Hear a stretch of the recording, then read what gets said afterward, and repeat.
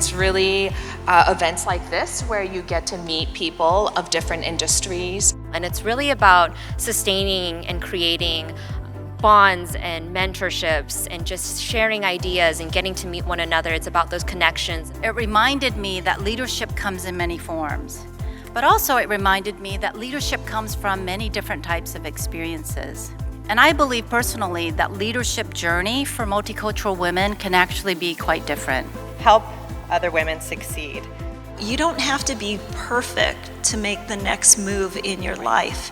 You don't have to be complete. Sometimes we're not aware of what's possible and we don't know the things that we can do. Our goal is to make sure that we truly value all the ways leadership shows up in an organization. I don't think you should compromise who you are or try to fit into other people's standards of what they perceive you to be. But I hugged myself and I said, I love you no matter what, because I think we're our own hardest critics, and it's so easy to go into things not loving ourselves, thinking like, oh yeah, if you don't get this, then you're not good enough. If you can unconditionally love yourself and know that you are trying your best, you can go in anywhere with confidence because you have nothing to lose. You're gonna love yourself no matter what. And sometimes we feel like we're empty because we constantly giving away, giving out.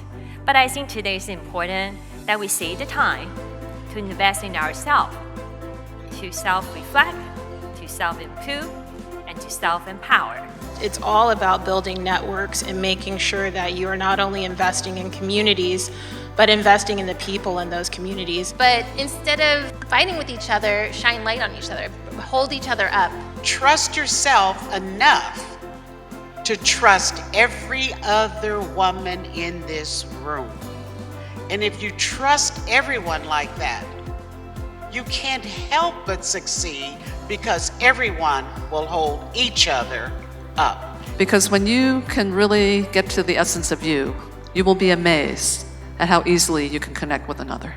So I am very honored today to be recipient of this prize, which I really accept on behalf of each of you, all of you, because it's just like a dream to me after 70-some years that I will be standing before such a distinguished group of women. I wrote to my grandmother and I just said, I'm not sure why we left, I don't understand it. And she said, because someday I know that you will create change. And someday, although we've been a family of migrant workers, Maria, I believe that in the United States you can become a person who works in an office and maybe even be a secretary. That's the power of social mobility, and that's what happens when you have a deepened democracy. And to be able to understand that it's got to be a win-win proposition. I cannot win at your expense. You should not win at my expense. Why can't we win together? That is the cause that we have in common.